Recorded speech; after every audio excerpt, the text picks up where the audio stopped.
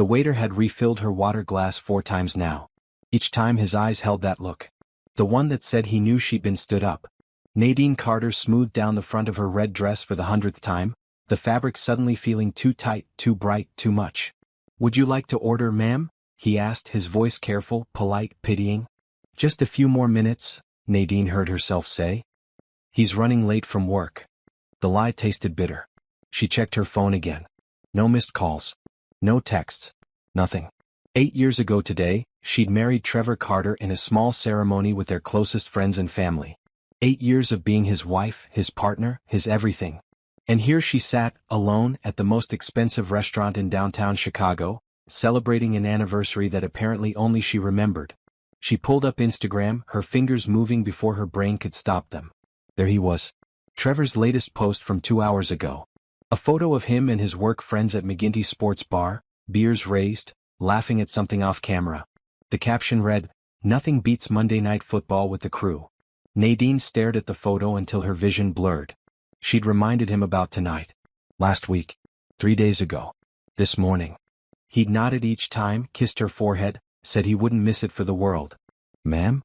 The waiter was back. "I hate to rush you, but we have a reservation coming in for this table?" "Of course."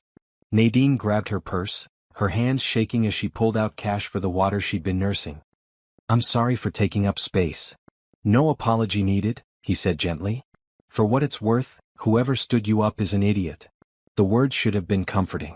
Instead they made her feel small. Pitted. Pathetic. She walked through the restaurant with her head high, even though every eye seemed to follow her. The solo woman in the red dress. The one whose husband couldn't even show up for their anniversary. Outside, the October air bit at her bare shoulders. She'd left her jacket in the car, thinking she wouldn't need it for the quick walk from parking lot to restaurant. Thinking Trevor would be there to keep her warm. Thinking wrong about so many things. Her car was parked 3 blocks away in a garage. She started walking, her heels clicking against concrete when she saw it. Trevor's black SUV, parked on the street outside a modern apartment complex. The same SUV that was supposed to be in his company's parking lot downtown. The same SUV he swore he never drove to personal outings because he preferred his sedan. Nadine stopped walking. Her heart hammered against her ribs. There had to be an explanation. Maybe he was visiting a friend. Maybe it was a work thing. Maybe. But the apartment building wasn't near his office. It wasn't near any of their friends' places. And Trevor had told her he was at the sports bar across town. She stood there for 5 full minutes, staring at that SUV like it held all the answers to questions she'd been too afraid to ask. The windows of the apartment building glowed warm and yellow. People were inside, living their lives, having their Monday nights. One of those windows belonged to someone Trevor knew. Someone he'd rather be with than her. A group of young professionals walked past, laughing about something. One of them bumped into Nadine's shoulder, muttered a quick apology. She barely noticed. Her feet had gone numb in her heels. Her phone buzzed. Finally he was calling. But when she looked at the screen it was just a notification. A like on the Instagram photo she'd posted earlier today. A photo of the roses she'd bought for their dinner table at home. A photo Trevor clearly hadn't seen, or he'd have known she was planning something special tonight. Nadine turned away from the SUV and walked back to her car. She didn't run. She didn't cry. She just walked, one foot in front of the other, breathing in the cold October air until her lungs ached. When she got home to their suburban house, the roses were still on the table. The good china was still set for 2. The roast she'd prepared that morning was still in the warming drawer, probably dry by now. She took off her heels and left them in the middle of the hallway. Unzipped her dress and let it fall to the floor. Put on her oldest, softest pajamas and climbed into bed. The sheets smelled like Trevor's cologne. Everything in this house smelled like him, like them, like a marriage she was starting to suspect existed only in her mind. At 11:47 p.m. she heard his key in the lock. Heard him stumble slightly, probably from the beer. Heard him curse softly as he tripped over her heels in the hallway. "Nadine?" His voice carried up the stairs. "You awake, babe?" She closed her eyes and pretended to sleep. Heard him climb the stairs, each footstep heavy and careless. Felt the bed dip as he climbed in beside her, smelling like beer and something else. Something floral and unfamiliar. He kissed the back of her neck. "Love you," he mumbled, already half asleep. Nadine lay there in the dark, eyes wide open, and realized she'd spent 8 years married to a stranger. And somewhere across town, in an apartment she'd never been to, someone else was probably lying awake too, thinking about Trevor Carter. The difference was that other woman probably wasn't wondering if she was crazy. That other woman probably wasn't questioning every moment of her relationship. That other woman probably got the version of Trevor that Nadine used to know. The one who showed up. The one who remembered. The one who cared. Tomorrow Nadine decided she would start looking for answers. But tonight, she would lie here next to her husband and mourn the marriage that was already gone. Nadine woke up alone. Trevor's side of the bed was cold, meaning he'd left hours ago. No note. No text. Just the faint smell of his cologne and a coffee mug in the sink. She lay there for a moment, staring at the ceiling, remembering last night. The restaurant. The SUV. The way he'd come home smelling like someone else's perfume. Her phone buzzed. A text from Trevor. Sorry I missed dinner last night. Work ran late. Make it up to you this weekend? Nadine stared at the message. Work ran late. Not, I'm sorry I forgot our anniversary. Not, I'm sorry I left you sitting alone at a restaurant. Just a casual lie delivered like it was nothing. She didn't respond. Instead, she got up, showered, and dressed for her own job. She worked in marketing for a mid-sized firm downtown, a job she'd scaled back over the years to support Trevor's career. He traveled for sales conferences. He had client dinners. He needed her to handle things at home so he could focus on climbing the corporate ladder. And she had. She'd handled everything. Their bills, their home, their life. While he, apparently, handled someone else. At work, Nadine couldn't concentrate. She sat through a meeting about a new campaign launch, nodding at the right times, but her mind was elsewhere. During lunch, she sat in her car and Googled, how to hire a private investigator. The first result was a woman named Patricia Gomez. 5-star reviews. Discreet investigations. Specializes in infidelity cases. Nadine clicked the phone number before she could talk herself out of it. Gomez Investigations, a crisp voice answered. Hi. I think my husband is cheating on me. There was a pause, then a softer tone. I'm sorry you're going through this. Can you come to my office this afternoon? 2 hours later, Nadine sat across from Patricia in a small office that smelled like coffee and paper. Patricia was mid-40s, with sharp eyes and an efficient manner that made Nadine feel less foolish for being there. Tell me everything, Patricia said, pen poised over a notepad. Nadine did. The forgotten anniversary. The Instagram post that didn't match his story. The SUV parked outside an unfamiliar apartment. The perfume that wasn't hers. The late nights, the distant behavior, the feeling that she was living with a ghost of her husband. Patricia took notes, asked questions, never once made Nadine feel stupid. I can start surveillance tomorrow. Most cases like this, I have answers within 2 weeks. Sometimes sooner. How much does it cost? Patricia named a figure that made Nadine wince. But then she thought about sitting alone in that restaurant, and the price suddenly seemed reasonable. I'll pay it. That night, Nadine went home and cooked dinner like always. When Trevor came home at 8, she had his plate ready. Smells great, he said, kissing her cheek. The same cheek he'd kissed last night, after coming home from wherever he'd really been. They ate dinner in relative silence. Trevor scrolled through his phone between bites. Nadine watched him, studying this man she'd loved for a decade, trying to see the lies in his face. How was work? She asked. Busy. Really busy. Might have to travel to Atlanta next week for a client meeting. Oh. Nadine kept her voice light. Which client? Henderson Corporation. Big account. Could mean a promotion if I close it. Nadine nodded. Took another bite of her chicken. Made a mental note to tell Patricia about the Atlanta trip. After dinner, Trevor went to take a shower. Nadine cleaned the kitchen, loaded the dishwasher, wiped down the counters. Normal Tuesday night. Except nothing was normal anymore. She heard the shower running upstairs. Without thinking, she walked to the hallway closet where Trevor kept his gym bag. He went to the gym every morning before work, or so he said. She unzipped the bag. Gym clothes. Deodorant. Protein powder. And underneath it all, a small paper bag from a jewelry store. Nadine's heart stuttered. She pulled it out, opened it carefully. Inside was a velvet box. She opened it. A gold bracelet. Delicate, expensive, beautiful. For a moment, her heart soared. Maybe she'd been wrong. Maybe this was for her, a late anniversary gift, a sign that he did care after all. Then she saw the engraving inside the band. To be. Always T. Not to Nadine. Not to my wife. To be. Nadine's hands shook as she put the bracelet back, exactly as she'd found it. She zipped the gym bag closed, placed it back in the closet and walked to the kitchen. Her body moved on autopilot. Pour a glass of water. Drink it. Breathe. The shower turned off upstairs. She heard Trevor humming. Actually humming like he didn't have a care in the world. Like he hadn't just destroyed everything. He came downstairs in sweatpants and a t-shirt, hair damp, smiling. "Wanna watch a movie?" "Sure," Nadine heard herself say. They sat on the couch, his arm around her shoulders, watching some action film he'd picked.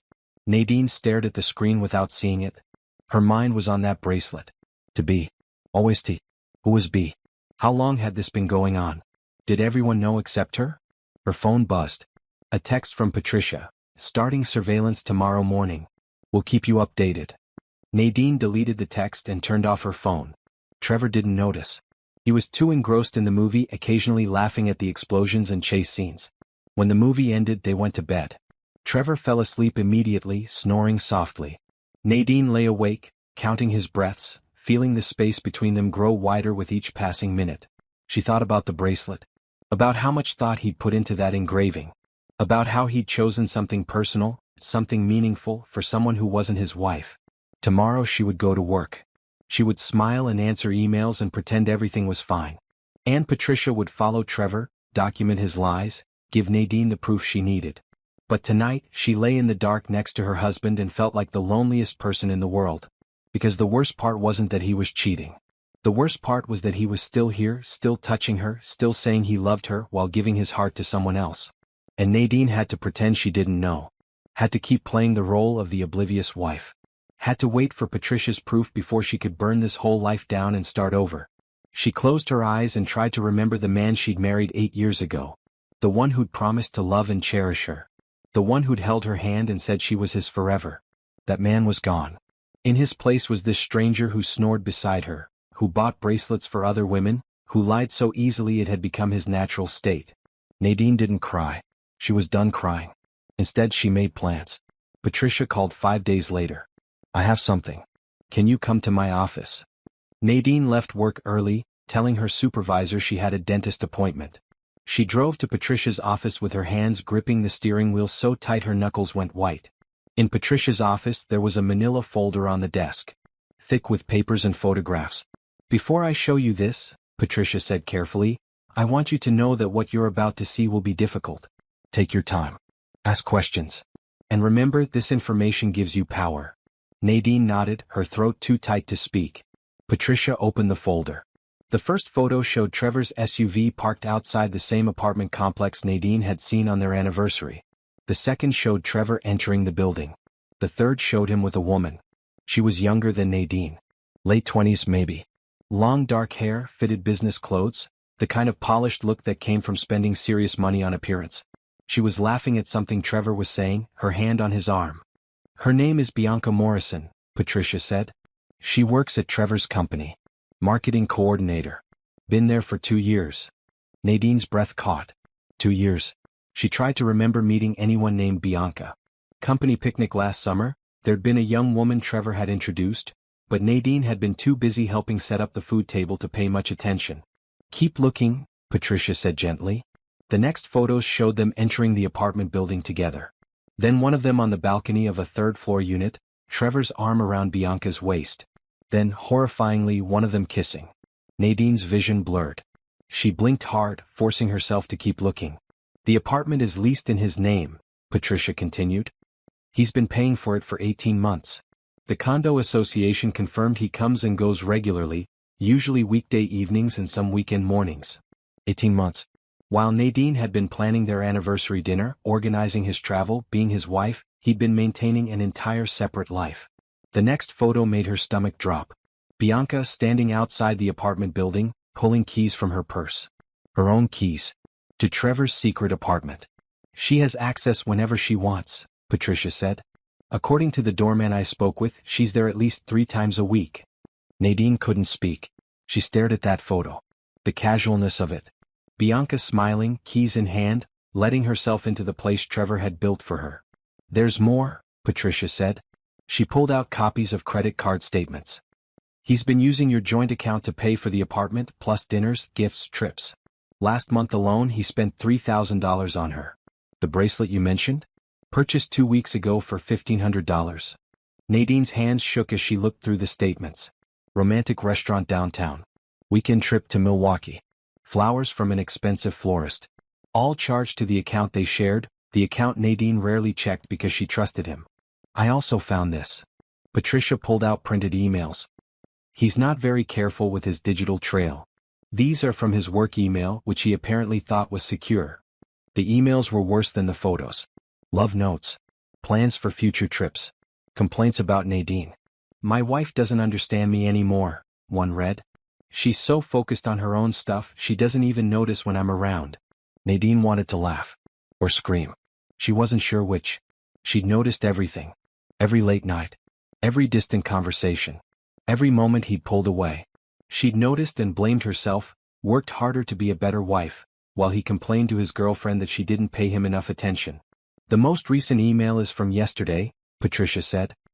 He told Bianca he's planning to ask for a divorce after the holidays.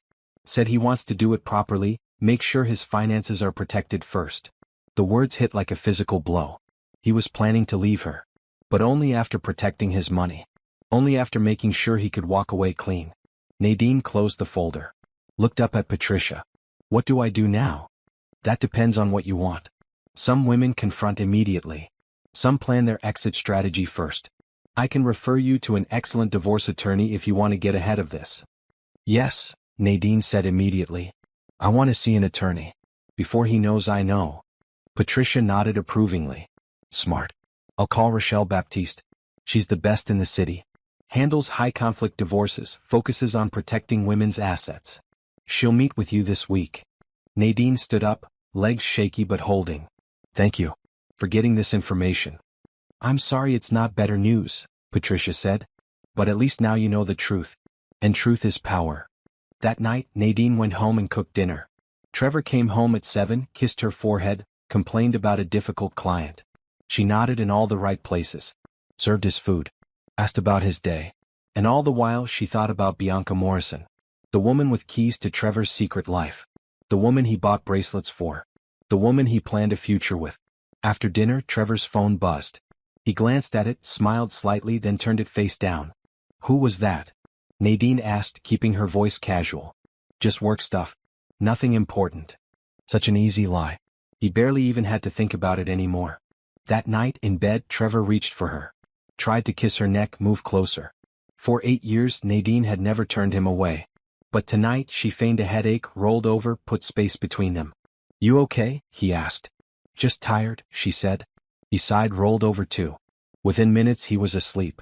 Nadine lay awake, thinking about everything Patricia had shown her. The photos, the emails, the credit card statements. 18 months of betrayal. 18 months of him living 2 lives while she played the faithful wife. She thought about the bracelet she'd found. To be. Always to. Such a simple engraving, but it told her everything. He'd thought about Bianca enough to personalize a gift. To make it meaningful. To promise always. He'd never bought Nadine anything engraved. Never made those kinds of grand gestures. She'd always told herself it was because they were practical, focused on building a life together, not wasting money on sentiment. Now she understood. He saved his romance for someone else. Gave his thoughtfulness and attention to the woman he actually wanted to be with. Nadine got the leftovers. The scraps. The version of Trevor who was just going through the motions. Her phone buzzed softly. A text from Patricia. Attorney can see you tomorrow at 4 p.m. Address attached. Bring all financial documents you can access. Nadine saved the address, deleted the text, and set her phone down. Tomorrow she would start building her exit. She would meet with the attorney, learn her rights, understand what she was entitled to. She would be strategic, careful, smart. But tonight, she lay next to the man who'd promised to love and cherish her, and let herself feel the full weight of his betrayal. Not just the affair. Not just the lies. But the calculated cruelty of it. The way he'd used their money to build a life with someone else. The way he'd complained about her while benefiting from everything she did for him. Nadine didn't cry. She was beyond tears. Instead, she felt something cold and clear settle into her chest. Determination. Trevor thought he was in control, planning his divorce, protecting his assets. He had no idea that she was 10 steps ahead. And by the time he realized what was happening, it would be too late. Rochelle Baptiste's office was nothing like Nadine expected. Instead of cold corporate design, It was warm and comfortable, with soft lighting and family photos on the credenza. Rochelle herself was a tall woman in her 50s with silver-streaked hair and kind eyes that missed nothing. Patricia spoke highly of you, Rochelle said, gesturing for Nadine to sit. Said you were handling a difficult situation with grace. I don't feel graceful, Nadine admitted. I feel stupid. Like I should have known sooner. Most people don't see what they're not looking for. That's human nature, not stupidity. Rochelle opened a fresh legal pad. Now tell me everything. Start with when you got married and walk me through your financial situation. For the next hour, Nadine laid out her life. The wedding 8 years ago. Trevor's job in corporate sales. Her own career in marketing, which she'd scaled back to support his advancement. Their joint accounts, the house they bought together 5 years ago, the retirement accounts, the investments. Rochelle took notes, asked questions, nodding occasionally. When Nadine finished, she looked up. Here's the good news. Illinois is an equitable distribution state, which means marital assets get divided fairly, though not always exactly 50-50. But in your case, given his infidelity and misuse of joint funds, we have a strong position. What does that mean? It means you're entitled to half the value of the house, half his retirement accounts, half the investments. The pension from his job, since it was earned during the marriage, gets divided too. The money he spent on the apartment and his girlfriend? That's called dissipation of marital assets. We can make him account for every penny. Nadine felt something loosen in her chest. I can do that? Absolutely. We'll document every charge, every expense he used for his affair. Judges don't look kindly on spouses who use joint money to support extramarital relationships. Rochelle leaned forward. But here's what we need to do first. Before you confront him or file anything, we secure your position. How? Rochelle pulled out a checklist. First, gather every financial document you can find. Bank statements, investment accounts, retirement fund info, credit card statements for the past 3 years. Make copies of everything. Second, open your own bank account at a different bank.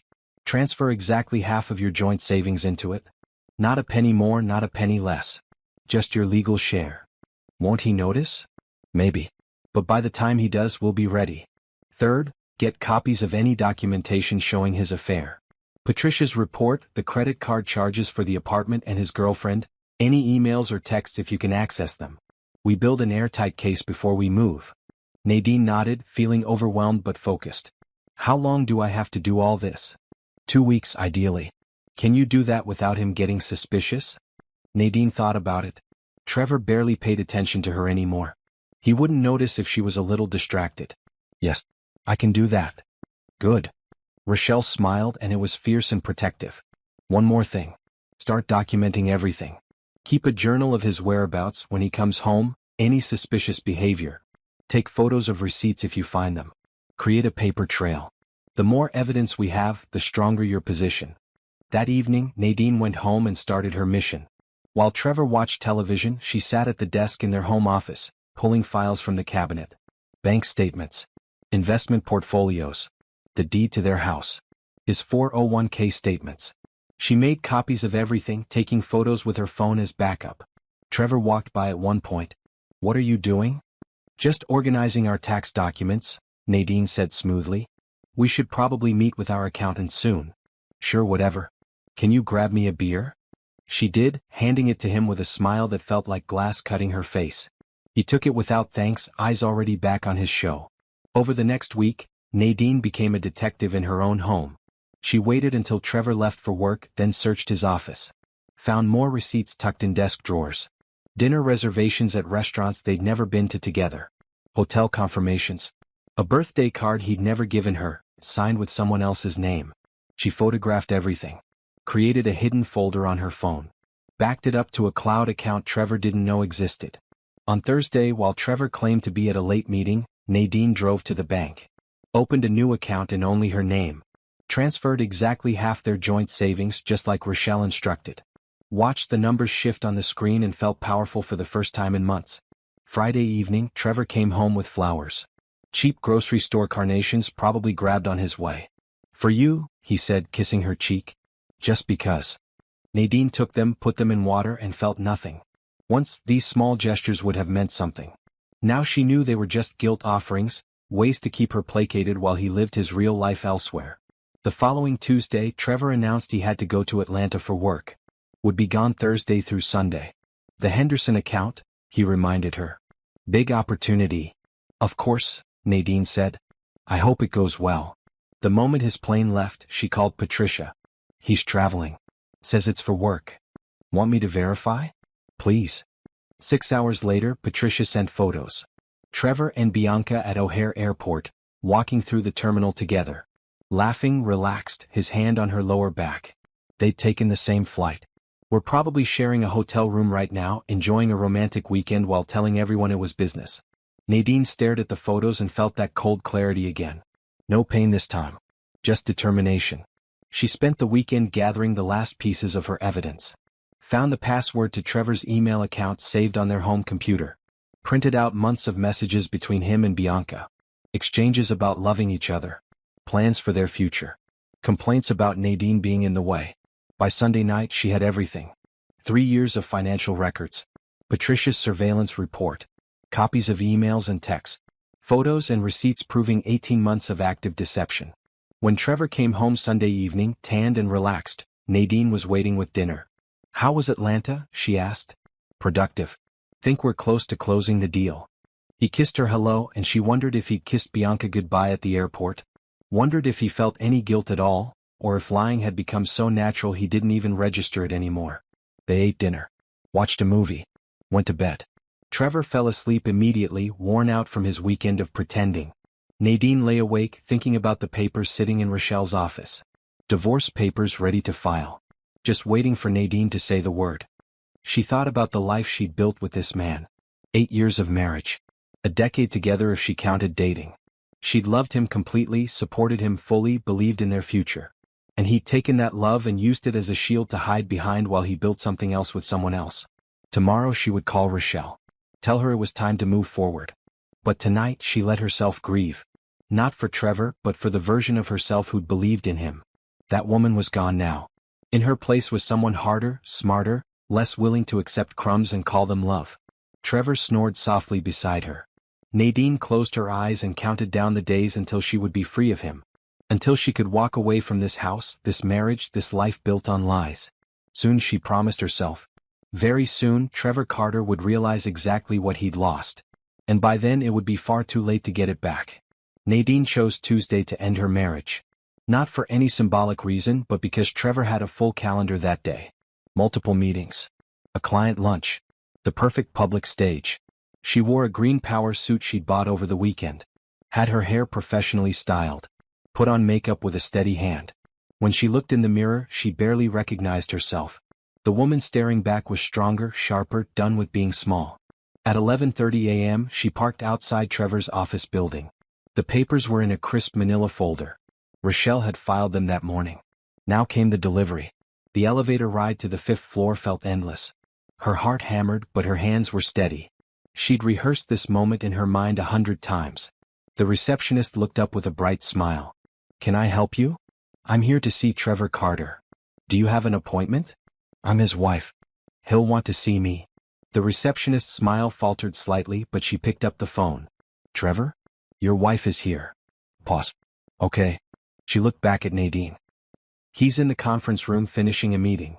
Should be out in just a minute. I'll wait. Nadine stood in the lobby, aware of the curious looks from passing employees. Through the glass walls of the conference room, she could see Trevor presenting something on a screen. He looked confident, in control, completely unaware that his life was about to implode. 5 minutes later he emerged, laughing with 2 colleagues. Then he saw her. His smile froze. Nadine? What are you doing here? Is everything okay? We need to talk. He glanced at his colleagues, clearly embarrassed. I'm pretty busy right now. Can it wait until tonight? No, Nadine said calmly. It can't. Something in her tone made him pause. He looked at her more carefully, taking in the suit, the styled hair, the way she stood like someone who wasn't going to be dismissed. Okay. Let's go to my office. No. Here is fine. Now other people were watching. The receptionist had stopped pretending to work. A few employees had slowed their walking to listen. Nadine, come on. Let's talk privately. She pulled the folder from her bag. These are divorce papers. You've been served. The color drained from his face. What? Nadine, don't be ridiculous. Can we please go somewhere private? I know about Bianca. The name hung in the air like a bomb. Trevor's eyes went wide, then darted around to see who had heard. Everyone had heard. I don't know what you're talking about, he said, but his voice was weak. The apartment you've been paying for. The 18 months of lying. The money you spent from our joint account on your girlfriend. Nadine's voice was steady, clear, loud enough for every curious ear. I know about all of it. And now you're going to pay for it. Nadine, please. He reached for her arm. She stepped back. Don't touch me. You lost that right when you gave someone else keys to an apartment paid for with my money. Behind Trevor, someone gasped. Nadine looked past him and saw her. Bianca Morrison standing in the hallway, frozen. Their eyes met. Bianca looked young and scared and caught. Oh good, Nadine said. You're both here. Trevor spun around, saw Bianca, and the last of his composure cracked. This isn't what it looks like. It's exactly what it looks like, Nadine said. You've been cheating on me with your coworker. You've been using our money to maintain a second life. You've been lying for over a year. We can talk about this, Trevor said desperately. Just not here. Please. Let's go home and talk. There's nothing to talk about. I'm divorcing you. You can have Bianca and the apartment and whatever future you planned. What you can't have is me. Or half our money. Or any pretense that you're a good man. She handed him the folder. You're being sued for dissipation of marital assets. Every penny you spent on her I'm getting back. Along with half of everything else. My attorney will be in touch. Trevor took the folder with shaking hands. Nadine, it didn't mean anything. I love you. We can work through this. You love me? Nadine almost laughed. You forgot our anniversary. You spend more time with her than with me. You literally bought her a bracelet that said, always, while planning to divorce me after the holidays. His face went white. How did I know? Because unlike you, I'm not stupid. I hired a private investigator. I got copies of your emails. I documented everything. And now everyone in this office knows exactly who you are. She turned to Bianca, who was now crying silently. You can have him. Enjoy sharing a man who lies as easily as breathing. I'm sure you'll be very happy together. Then she walked past them both, head high, heels clicking on the polished floor. Through the lobby, into the elevator, down to the parking garage. She got in her car, closed the door, and only then did her hands start shaking. She'd done it. Actually done it. Stood in front of Trevor and his co-workers and his girlfriend and ended the charade. Her phone buzzed. A text from Rochelle. Papers served? Nadine typed back. Delivered personally. At his office. In front of everyone. 3 dots appeared then. You're my hero. Come by tomorrow. We'll discuss next steps. Nadine drove home in a daze. The house felt different when she walked in. Lighter somehow. Or maybe she was the one who felt lighter. An hour later, Trevor's car screeched into the driveway. She heard him slam the door, storm up the walkway. He burst through the front door. Nadine? Where are you?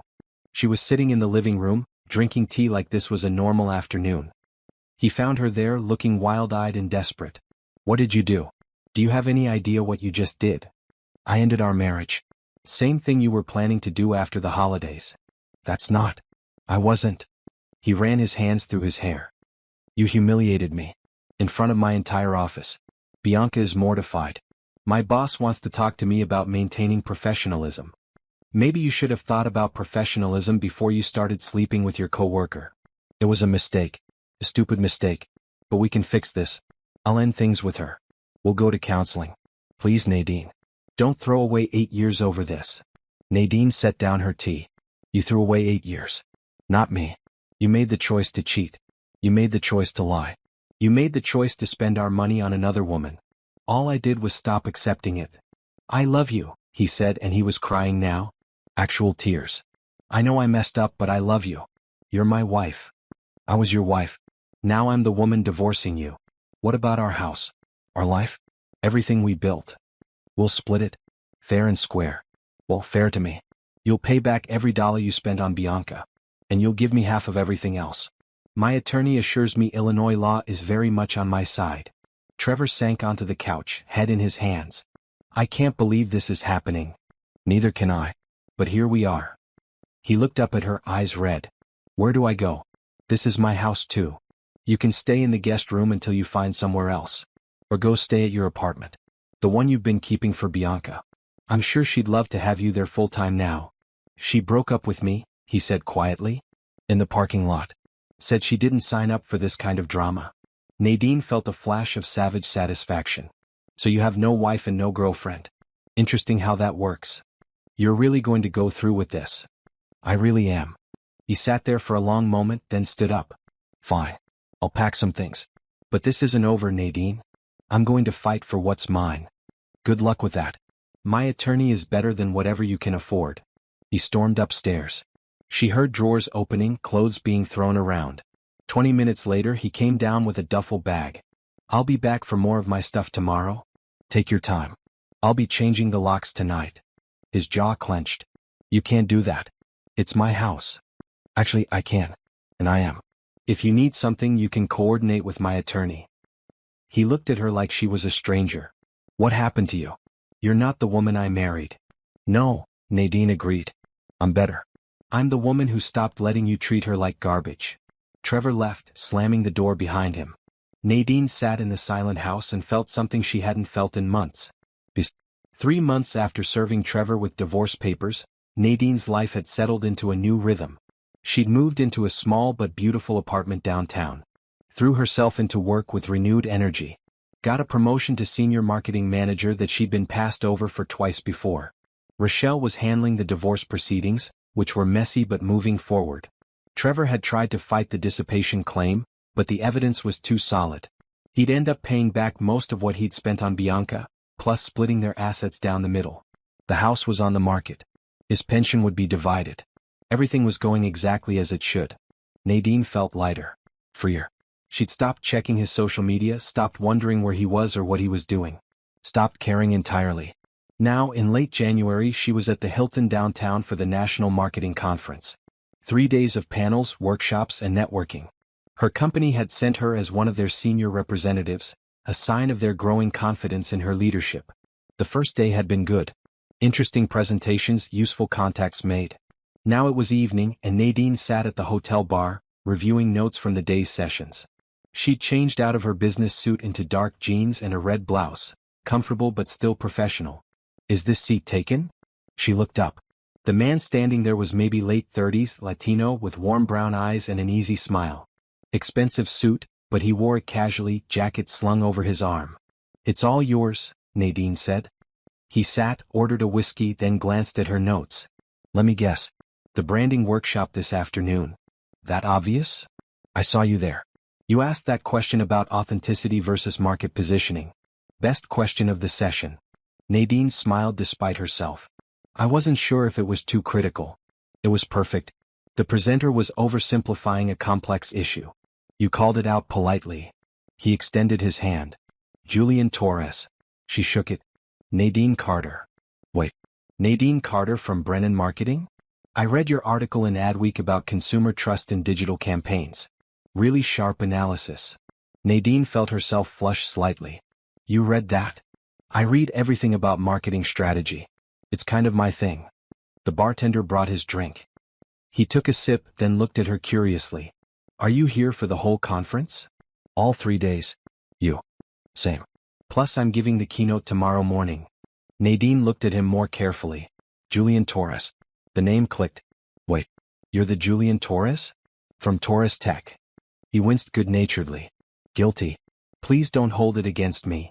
Torres Tech was a billion-dollar company that had revolutionized customer relationship software.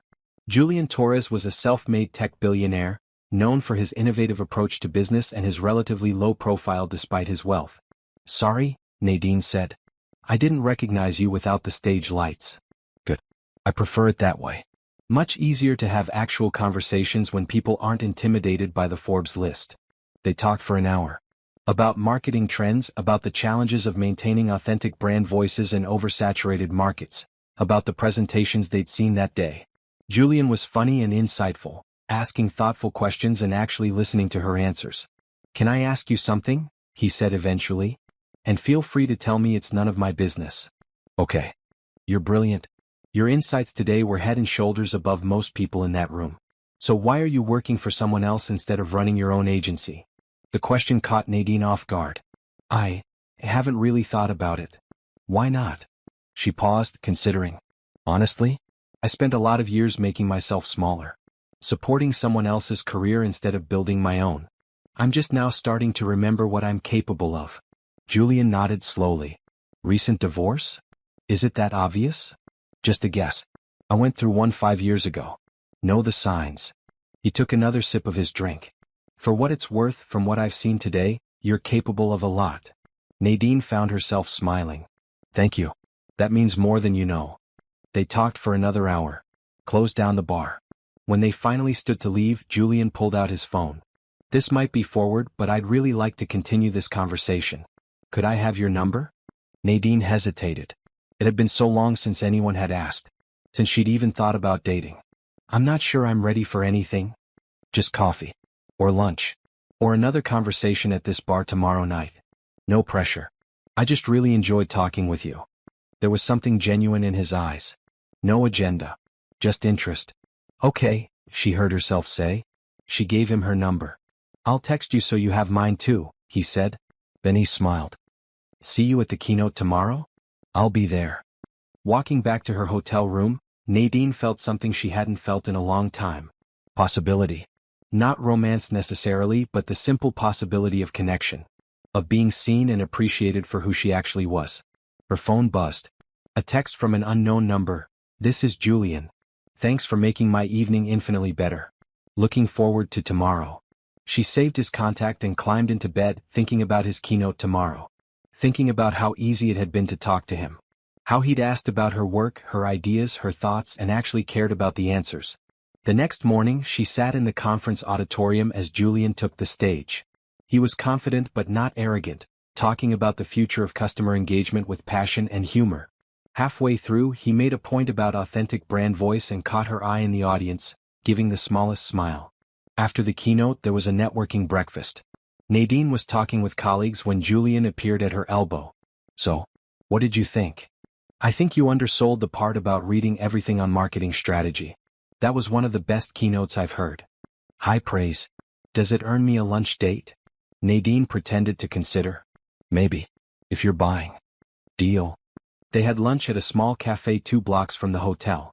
Talked about their careers, their families, their lives. Julian told her about growing up in Houston, starting his first tech company in his garage, building it into something real.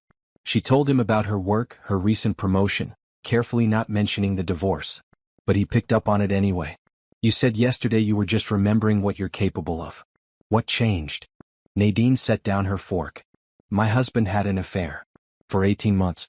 I found out 3 months ago. I'm sorry. That's brutal. The affair wasn't even the worst part. It was the lying. The way he'd made me feel crazy for noticing something was wrong. The way he used our money to fund a whole other life. Julian's jaw tightened.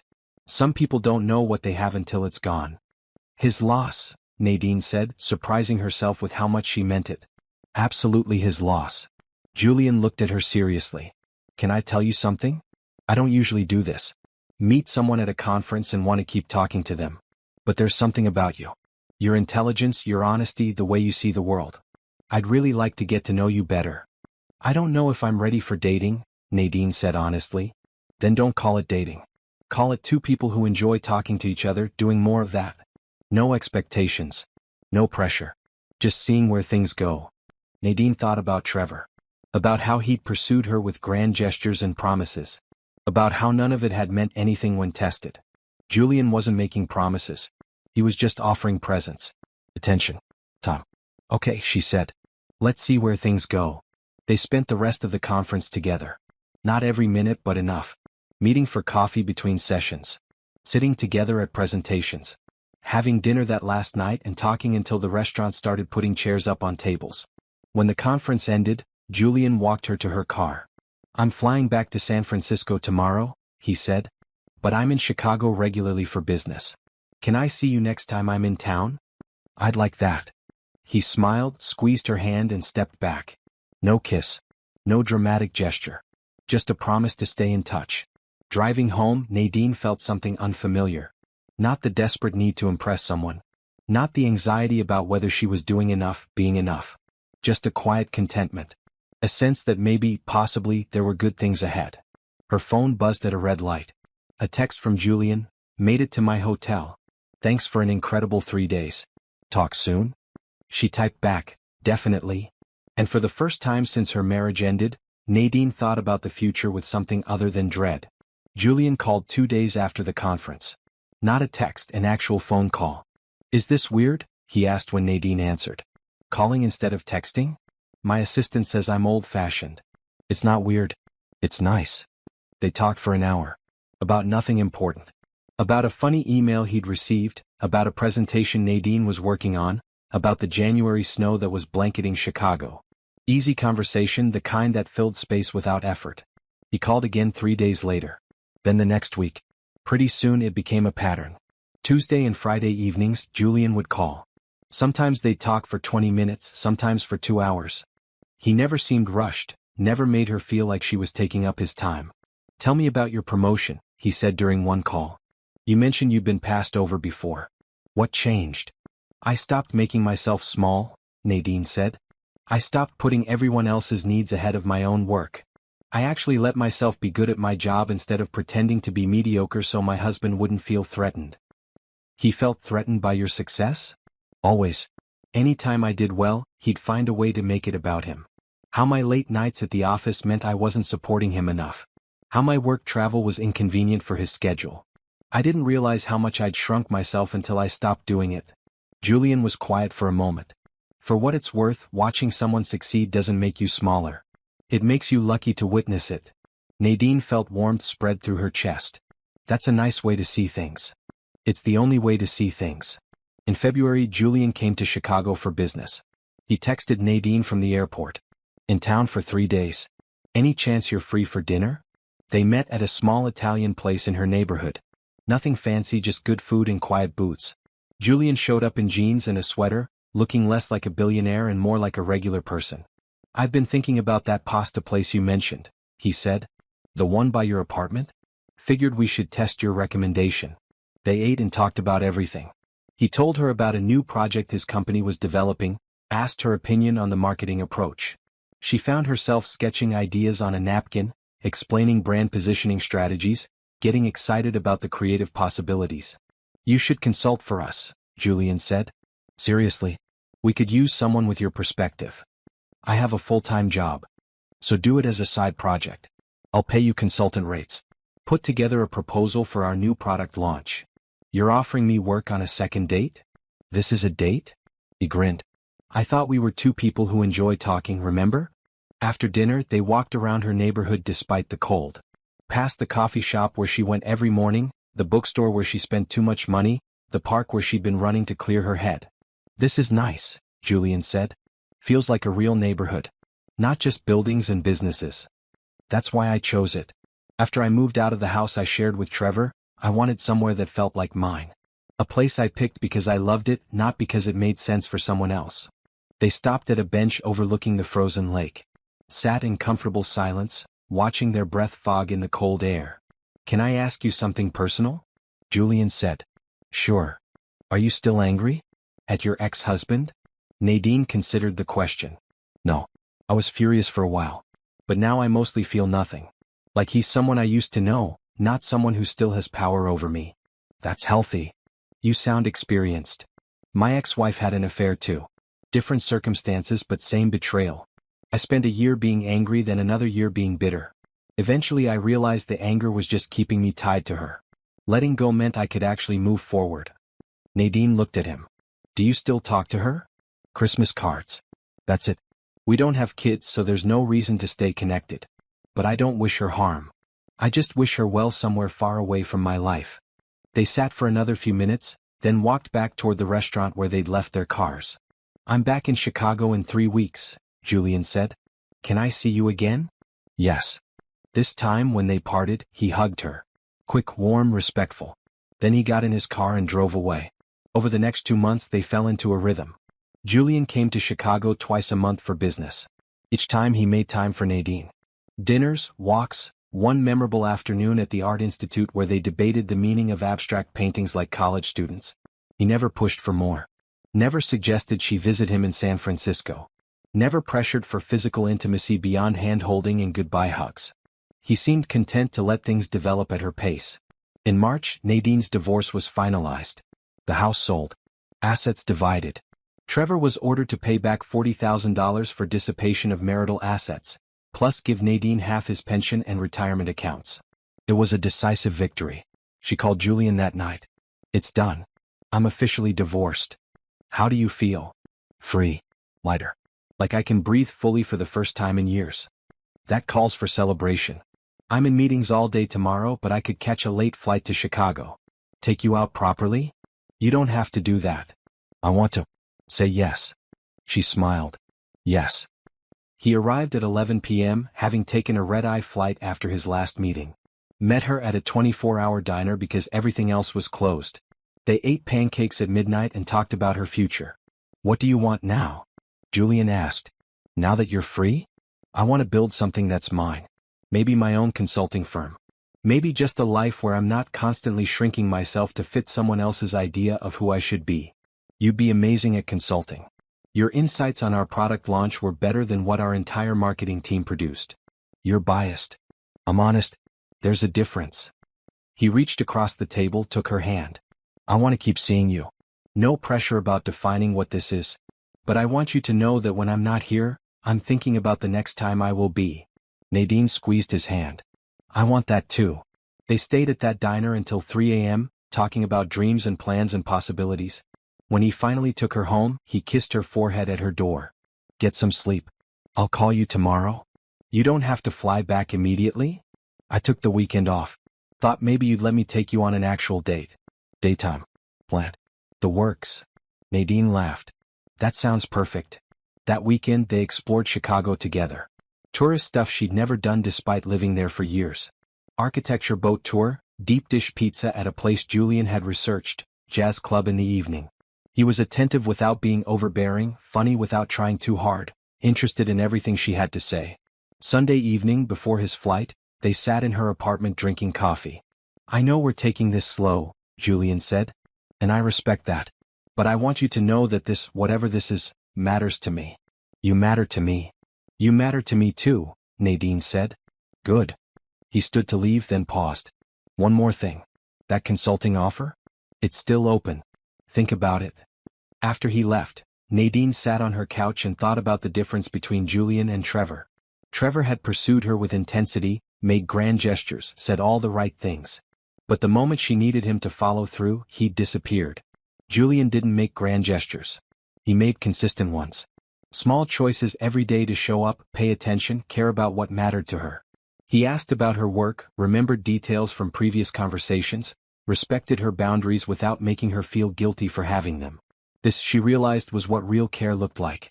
Not flowers when you forgot an anniversary. Not promises you never intended to keep. But presence. Attention. Time. Her phone buzzed. A text from Julian. Made it to my gate. Thanks for an incredible weekend. Already counting down to next time. Nadine smiled and typed back, me too. Nadine was getting ready for dinner with Julian when the doorbell rang. She frowned, checking the time. Julian wasn't due for another hour, and she wasn't expecting anyone else. She looked through the peephole and felt her stomach drop. Trevor stood in the hallway looking disheveled. Hair uncombed, shirt wrinkled, eyes red and exhausted. She considered not opening the door. Considered calling building security. But curiosity won out. She opened the door but kept the chain lock engaged. What are you doing here? Nadine. Please. I need to talk to you. We have nothing to talk about. Everything goes through our attorneys now. Just 5 minutes? Please. Something in his voice made her pause. He looked broken. Smaller somehow than she remembered. Against her better judgment, she closed the door, unhooked the chain and opened it again. 5 minutes. That's it. Trevor walked in, looking around her apartment. This place is nice. Smaller than the house, but nice. Trevor. What do you want? He turned to face her, and she saw tears in his eyes. I made a mistake.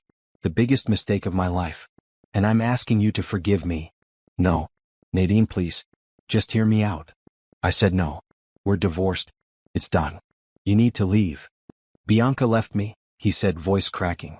The day you served me those papers, she broke up with me. Said she didn't want the drama.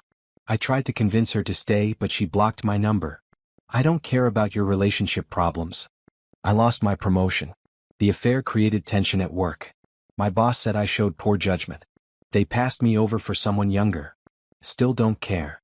I'm broke, Nadine. The divorce settlement wiped out my savings. I'm living in a studio apartment because that's all I can afford. I can barely make my payments. Nadine crossed her arms. You spent $40,000 on your girlfriend. That money had to come from somewhere. These are consequences, Trevor. Not tragedies. I know. I know I deserve this. But I also know I had something real with you.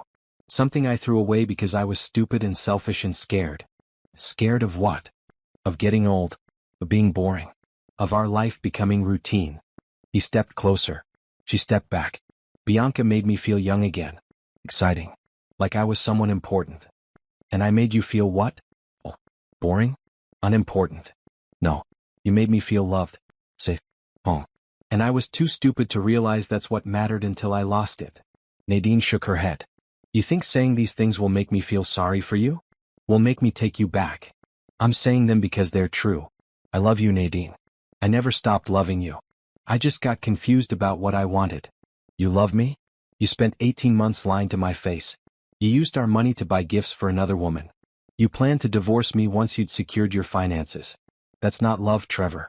That's not even close to love. I was wrong about all of it. I see that now. Bianca was just a fantasy. You're real. We're real. Everything we built together matters.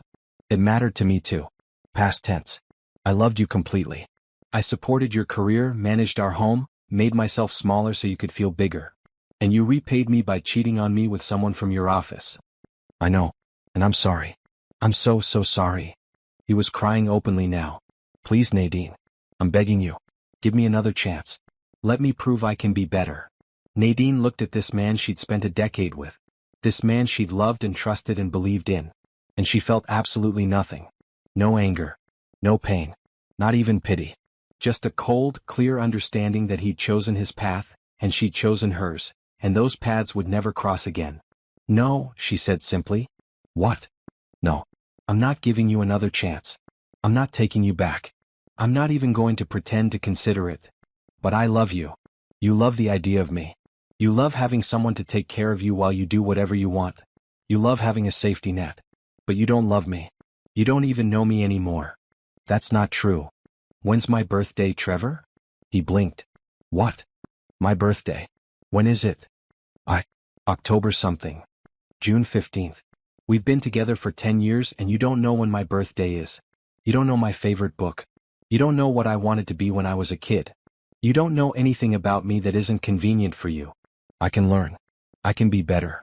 You had 10 years to be better. You chose not to. Now you're only here because your backup plan didn't work out. If Bianca had stayed, would you even be at my door? Trevor's silence was answer enough. That's what I thought, Nadine said. You need to leave now. I have plans. Plans? With who?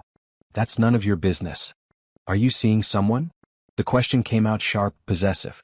Is that why you won't consider taking me back? I'm not taking you back because you don't deserve a second chance. Who I see or don't see is irrelevant. Who is he? Leave, Trevor. I have a right to know if my wife is seeing someone.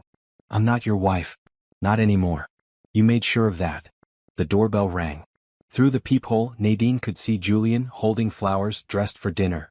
He checked his watch, probably thinking he was early. She looked back at Trevor. You need to go. Now. Is that him? Let me see him. No. You're leaving through the stairwell. He's coming in through the front door. And if you make a scene, I will call security and have you banned from this building. Something in her tone must have convinced him. Trevor walked to the door, paused, turned back. This isn't over. Yes, it is. It's been over since the day you decided Bianca was more important than our marriage. You just didn't know it yet. He left through the stairwell. Nadine waited until she heard the door close, then took a breath, smoothed down her blue dress and opened the door for Julian. He held out the flowers with a smile. These are for you. Nothing fancy, just thought you might. He stopped, looking at her more carefully. Are you okay? You look upset. Trevor was just here. Julian's expression darkened. Did he hurt you? No. Nothing like that. He just came to beg for another chance. What did you tell him?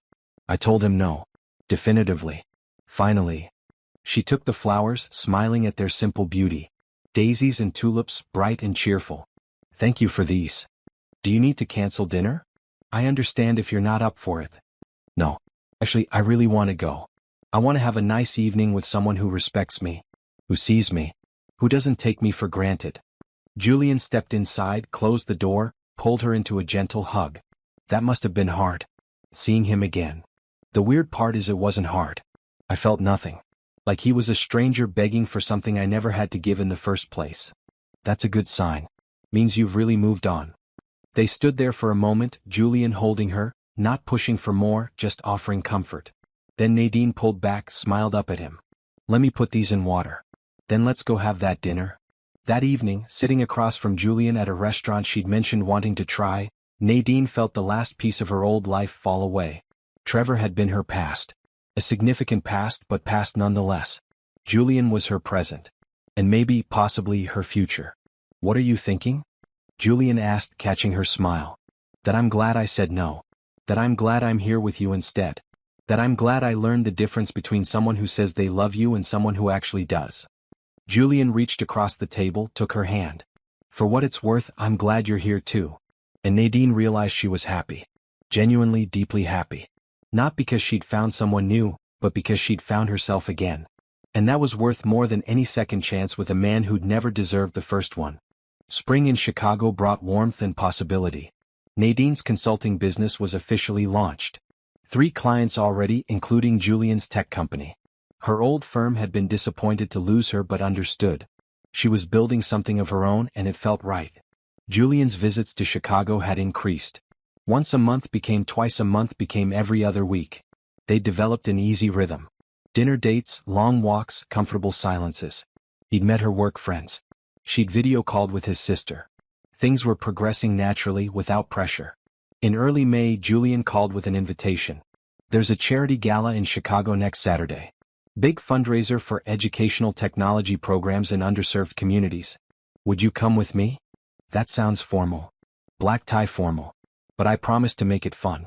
Plus you'd be helping a good cause. And I'd get to spend an evening with you wearing something fancy. Nadine laughed. When you put it that way, how can I refuse? She bought a maroon gown for the occasion. Sleek, elegant, more sophisticated than anything she'd worn during her marriage. Got her hair done professionally, wore the diamond earrings she'd bought herself after the divorce finalized. When Julian picked her up, his expression was worth every penny. You look stunning. You clean up pretty well yourself. They arrived at the gala at a downtown hotel, flashbulbs popping as guests entered. Nadine realized this was bigger than she'd thought. Local news cameras, society page photographers, the kind of event that made the papers. Julian kept her close, introducing her to business associates and fellow donors. This is Nadine Carter. She runs her own marketing consultancy. Brilliant strategist. No, my girlfriend. No, someone I'm seeing. Just her name and her accomplishments. Letting her be her own person. They mingled, sipped champagne, bid on silent auction items. Julian won a week at a Colorado ski resort and immediately offered to take Nadine if she was free in January. Planning that far ahead? She teased.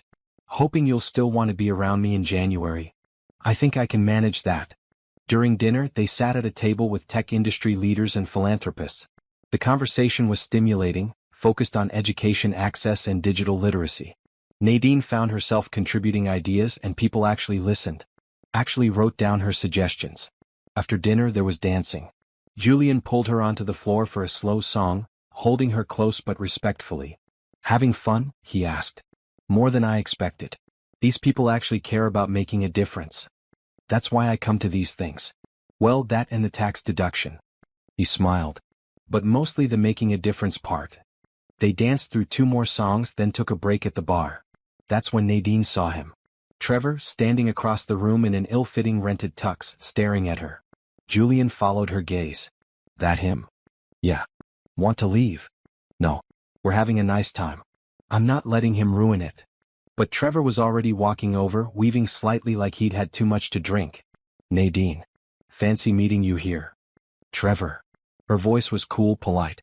Aren't you going to introduce me to your date? Julian extended his hand. Julian Torres. Trevor's eyes widened in recognition. Torres? As in Torres Tech. He looked between them, something ugly crossing his face. Wow, Nadine. Moving up in the world. We should get back to our table, Nadine said. What, you're too good to talk to me now? Now that you're dating a billionaire? I'm choosing not to engage with you because we have nothing to discuss. Our divorce is final. We're done. Done? We were married for 8 years. That doesn't just disappear. Julian stepped slightly forward, placing himself subtly between Trevor and Nadine. She asked you to leave. You should respect that. Who are you to tell me what to do? You don't know anything about us. I know she's moved on. And you should too. Trevor laughed bitterly. Moved on? To what, being some rich guy's trophy? That's your big upgrade? Nadine felt Julian tense, but she put a hand on his arm. This was her fight. I moved on to having respect for myself, to building my own career, to being with someone who treats me like an equal partner instead of an inconvenience. That's my upgrade, Trevor. And it's a big one. I treated you fine. You forgot our anniversary. You spent our money on another woman. You lied for 18 months straight. That's not fine. That's not even close to fine. People were starting to stare. A photographer had noticed the tension, raised his camera. You're really going to humiliate me publicly? Trevor asked. Make me look bad in front of all these people? You're humiliating yourself. I'm just standing here existing. That's not my fault. Trevor turned to Julian. You think you know her? You think she's so perfect? She's cold, distant. She cares more about her career than her relationships. Actually, Julian said calmly, she's warm, present, and brilliant at both her career and relationships. But you wouldn't know that because you never bothered to actually see her. Trevor's face flushed red. You've known her what, a few months? I was with her for 10 years. And you wasted every one of them. Julian's voice remained steady, but there was steel underneath. Now you can leave with dignity or security can escort you out. Your choice. Trevor looked around, realizing people were watching, Whisper and G recording on their phones. His humiliation was becoming public spectacle. This isn't over, he muttered, but he was already backing away. Yes, Nadine said clearly, it is. Trevor left, pushing past curious onlookers. Nadine took a breath, turned back to Julian. Sorry about that. You have nothing to apologize for. Are you okay? I'm fine. Better than fine, actually. I'm proud of myself for not backing down. The photographer approached them cautiously. Sorry to intrude, but I'm with Chicago Scene magazine. Any chance I could get a photo of you too? This is a charity event after all. Nadine looked at Julian. He squeezed her hand. Only if Nadine's comfortable with it. She nodded. They posed together, Julian's arm around her waist, both of them smiling genuinely. The photographer took several shots, thanked them, moved on. That'll probably be in the society pages tomorrow, Julian said. Will that bother you? Being seen publicly with someone? Nadine, I want to be seen with you. I want everyone to know I'm lucky enough to have you in my life. He paused. Unless you're not ready for that kind of public thing. She thought about it. About Trevor seeing those photos. About his family, his friends, everyone who'd known them as a couple seeing her with someone new. Someone successful, someone who treated her well, someone she was genuinely happy with. I'm ready, she said. I'm proud to be here with you. They spent the rest of the evening enjoying themselves. Dancing, talking, laughing. When they left around midnight, more photos were taken. Nadine in her maroon gown, Julian in his tux, both of them looking happy and comfortable together. The next morning, Nadine woke to texts from friends. Girl, you're in Chicago Scene. Is that Julian Torres? You look amazing. She pulled up the magazine's website. There on the society page were photos from the gala. Her and Julian dancing, smiling at each other. The caption read, Tech billionaire Julian Torres and marketing consultant Nadine Carter enjoying the Education Forward Charity Gala. Marketing consultant. Her own identity, her own career, not just someone's plus one. Her phone rang. A number she didn't recognize. She almost didn't answer, but curiosity won out. Hello? Nadine? It's Barbara. Trevor's mother. Nadine hadn't spoken to her former mother-in-law since the divorce. Barbara. How are you? I saw the photos from last night. Trevor showed me. He's very upset. I'm sorry he's upset, but that's not really my concern anymore. I know the divorce was difficult. But did you have to parade around with someone new? It's humiliating for Trevor. Trevor humiliated himself by having an affair. I'm just living my life. Trevor made a mistake. We all make mistakes. But your family. No, Nadine said firmly. I was family. That ended when Trevor chose to betray our marriage. I've moved on. He should too. You're being very harsh. I'm being honest. Trevor is not my responsibility anymore. I wish him well, but I'm not going to shrink my life to make his easier. Not anymore. She ended the call. Blocked the number. Sent Julian a text. Trevor's family is mad about the photos. Fair warning, you're dating someone with dramatic in-laws. He replied immediately, as long as I'm dating you, I don't care about the drama. Coffee later? They met that afternoon at her favorite cafe. Julian had already seen the photos online, had fielded questions from colleagues who'd noticed them. My assistant wants to know if she should route media questions to me or ignore them, he said. Are there media questions? A few. You're dating someone newsworthy, apparently.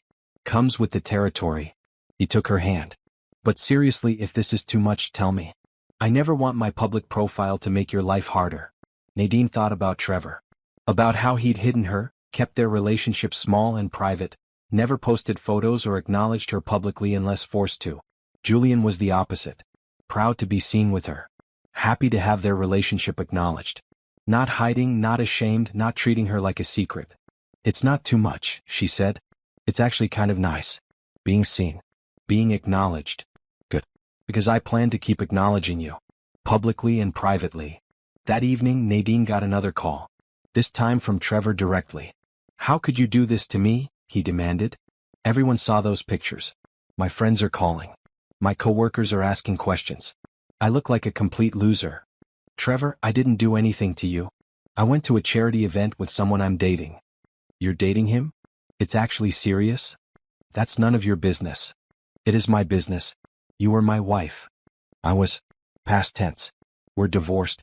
You don't get to have an opinion about who I date or where I go or what I do.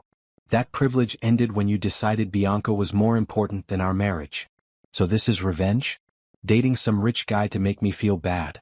Nadine almost laughed. Trevor, I'm not dating Julian to make you feel anything. I'm dating him because he's kind and smart and treats me with respect. Because he makes me laugh. Because when I'm with him, I feel like the best version of myself. You don't factor into it at all. I can't believe you've moved on so easily. It wasn't easy. It took months of grieving a marriage I thought was real. Months of rebuilding my self-esteem after you made me feel worthless. Months of learning to trust again. None of it was easy, Trevor. But I did it. And now I'm happy.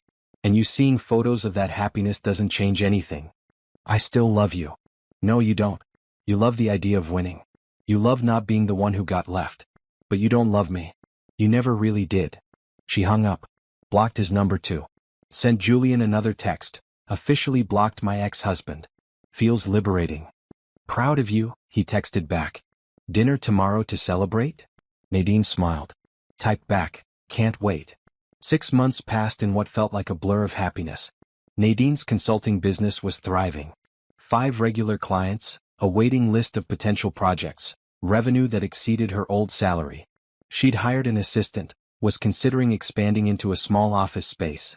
Julian had stopped calling his visits business trips, and started leaving clothes at her apartment. They talked about the long distance, about where things were going, about what they both wanted. He'd offered to relocate his company's headquarters to Chicago. She'd countered that she'd consider opening a West Coast office. They were figuring it out together. No ultimatums. No demands. Just 2 people building something real. It was September when he officially asked. They were having dinner at her apartment, takeout from the Thai place they both loved, when he set down his fork and looked at her seriously. I have a question. Okay. Move in with me. Not here, not in San Francisco. Somewhere we choose together. Somewhere that's ours. Nadine's heart jumped, but she kept her voice steady. That's a big step. I know. And if you're not ready, I understand. But I spend more time in Chicago than San Francisco anyway. My company can be run from anywhere. And you've talked about expanding. So why not find a place that works for both of us? She thought about it. About the independence she'd fought so hard to claim. About the life she'd built for herself, by herself. About how good it felt to have her own space, her own schedule, her own everything. Then she thought about Julian. About how he'd never once made her feel small. About how he celebrated her successes, supported her ambitions, loved her without trying to change her. About how being with him didn't mean losing herself, it meant being more fully herself. Can I think about it? Of course. Take all the time you need. 2 weeks later, she had her answer. I'm not ready to move in together yet. Julian's face fell slightly, but he nodded. I understand. Let me finish. I'm not ready to move in together because I just got my independence back. I need more time being on my own, knowing I can stand on my own 2 feet. But ask me again in 6 months. By then, I think I'll be ready. His smile returned, warm and understanding. 6 months. I can work with that. Really? You're not disappointed? Nadine, I'd wait 6 years if that's what you needed. You're worth waiting for. They kept dating on her terms. Regular visits but separate apartments. Serious commitment but maintained independence. It worked because they both made it work. In November, Nadine ran into Trevor one last time. She was at a coffee shop near her old neighborhood, meeting a potential client when he walked in. He saw her immediately. Hesitated. Then walked over. Nadine. Hi. Trevor. He looked better than the last time she'd seen him. More put together. Less desperate. How are you? I'm good. Really good. You? Getting there. I'm in therapy now. Working through stuff. He paused. I wanted to apologize. For everything.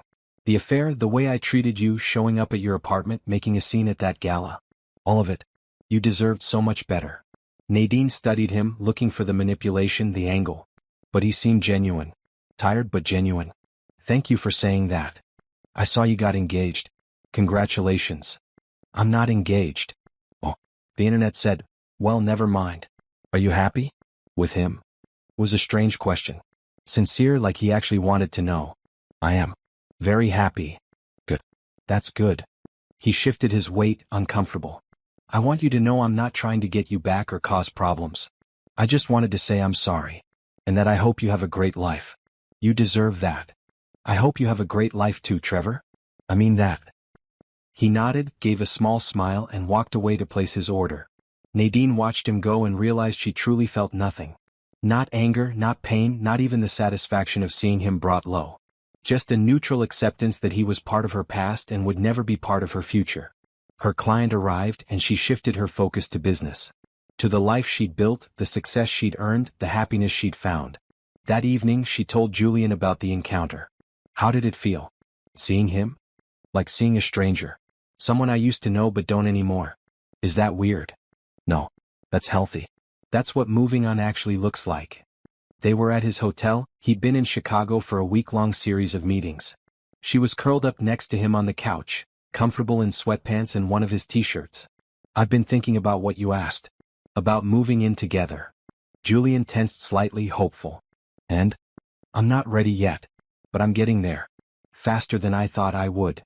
That's all I need to hear. In January, on a cold Saturday morning, Julian showed up at her apartment with coffee and pastries. I have a proposition. Another one? This one's different. I found a house. Well, more like a small mansion. It's ridiculous and has way too many rooms and a library that I know you'll love. Want to come look at it with me? I thought we were waiting until I was ready. We are. I'm looking for myself. But I value your opinion. And if you happen to fall in love with it too, well, that's just a bonus. The house was perfect. Modern but warm, with high ceilings and huge windows. The library had built-in shelves and a reading nook. The kitchen was designed for actual cooking, not just showing off. The master suite had space for a home office. What do you think? Julian asked, watching her reaction. I think it's beautiful. Enough to consider calling it ours? Nadine looked around this house, this space that could become theirs. Not his with her moving in. Not hers with him joining. But theirs, chosen together, built together. Yes, she said. I'm ready. Julian's face lit up. He pulled her close, kissed her properly for the first time in hours. Really? Really? But I want to keep my apartment for my office. Keep that space as just mine. Anything you want. You can have 10 offices if that makes you happy. They bought the house together. Moved in over February. Spent weekends decorating, choosing furniture, making it theirs. Her books mixed with his. Her art with his tech. Two independent people building a shared life without losing themselves in the process. March brought Nadine's 35th birthday. Julian threw her a party, invited her friends, her colleagues, even tracked down her college roommate she'd lost touch with. It was perfect. Thoughtful. All about what she would want, not what looked good for him. Happy birthday, he said when the guests had left and they were cleaning up together. To the woman who changed my life. I changed your life? Completely. Made me believe in second chances. In building something real instead of just building something successful. In partnership that doesn't mean losing yourself. Nadine kissed him, tasting champagne and cake. Right back at you. That night, lying in bed in their house, Nadine thought about how far she'd come. From that anniversary dinner alone at a restaurant to this. Her own thriving business. A partner who saw and celebrated her. A life built on honesty and respect and genuine care. She thought about Trevor too briefly. Hoped he was finding his own healing. But mostly she felt grateful that his betrayal had forced her to rebuild. Because what she'd built was so much better than what she'd lost. What are you thinking? Julian asked, his arm around her. That I'm happy. That I'm exactly where I'm supposed to be. Me too. He kissed her forehead. Me too. 6 months later, Julian proposed properly. Not at a fancy restaurant or public event, but on a random Tuesday morning. They were having breakfast, both working on their laptops, when he suddenly closed his and looked at her. Marry me. Nadine looked up, startled. What? Marry me? Not because it makes sense or because enough time has passed or because we're supposed to, but because I love you. Because I want to build a life with you. Because every day with you is better than any day without you. He pulled out a ring, simple and elegant. I'm not asking you to change anything. Keep your business. Keep your independence. Keep being exactly who you are. Just be who you are as my wife. Nadine looked at this man who'd shown up consistently, who'd respected her boundaries, who'd loved her without trying to change her. Who'd waited patiently while she healed. Who'd celebrated her success like it was his own. This was nothing like Trevor's proposal 10 years ago. That one had been grand and public and designed to impress. This was quiet and private and real. Yes, she said. Yes, I'll marry you. They got married that fall in a small ceremony with close friends and family. No grand production, no society photographers, just people they loved watching them commit to each other. Nadine wore a green dress, not white. Julian cried during his vows. They promised to support each other's dreams, maintain their independence, and build a partnership based on mutual respect and genuine love. As they danced their first dance as husband and wife, Nadine realized something. She'd spent so many years thinking love meant sacrifice. Meant making yourself smaller. Meant choosing someone else over yourself. But real love wasn't about sacrifice. It was about two whole people choosing to build something together without losing themselves in the process. It was about celebration instead of competition. Support instead of control. Partnership instead of possession. Trevor had taught her what love wasn't. Julian had shown her what love was. And that, Nadine thought as Julian spun her around the dance floor, both of them laughing, that was worth everything she'd been through to get here. A year after their wedding, Nadine's consulting firm had expanded to a team of 5. She was being invited to speak at conferences. Her work was making a real impact. She'd published an article in a major marketing journal that was getting attention. Julian's company had launched the product she'd helped brand, and it was exceeding all projections. He credited her regularly, both publicly and privately. They'd found their rhythm. 2 successful people with separate careers and a shared life. Independence and partnership. Individual growth and mutual support. One evening they were having dinner at home when Julian's phone buzzed with a news alert. He glanced at it, then showed her the screen. Trevor had gotten remarried. The announcement was in the society pages, a small notice. He looked happy in the photo, his new wife smiling beside him. How do you feel? Julian asked carefully. Nadine looked at the photo, at Trevor's face, and felt nothing. No jealousy, no regret, no satisfaction, no pain. Just a neutral acknowledgement that he'd moved on too. I feel happy for him, she said honestly. I hope he's learned from his mistakes. I hope he treats her better than he treated me. I hope they're both happy. That's very generous of you. It's not generous. It's just the truth. He's not my problem anymore. He's not my anything. He's just someone I used to know. Julian pulled her close. Have I told you lately that I love you? You told me this morning. Well, I'm telling you again. I love you, Nadine Torres. Your strength, your grace, your ability to move forward without bitterness. I love all of it. Nadine smiled at her married name. She'd kept Carter for business but taken Torres for personal life. Another compromise they'd reached together. I love you too. Thank you for showing me what real partnership looks like. That night, lying in bed next to the man who'd helped her remember her worth, Nadine felt complete. Not because she'd found someone to complete her, but because she'd found someone who celebrated her completeness. She'd walked away from a marriage built on lies and found one built on truth. She'd left a man who made her small and found one who encouraged her to be big. She'd traded sacrifice for partnership, obligation for choice, settling for truly being seen. The revenge she'd wanted wasn't in making Trevor suffer. It was in living well. In building something real. In choosing herself and finding someone who chose her just as completely. Trevor had thought he was planning his exit, protecting his assets, controlling the narrative. He'd had no idea that Nadine was 20 steps ahead. That by the time he realized what was happening, she'd already won. Not by destroying him, but by building something he could never touch or tarnish. She'd taken the pieces of her broken marriage and built something beautiful. A career she loved. A partner who respected her. A life on her own terms. And that, Nadine thought as sleep pulled her under, that was the best revenge of all.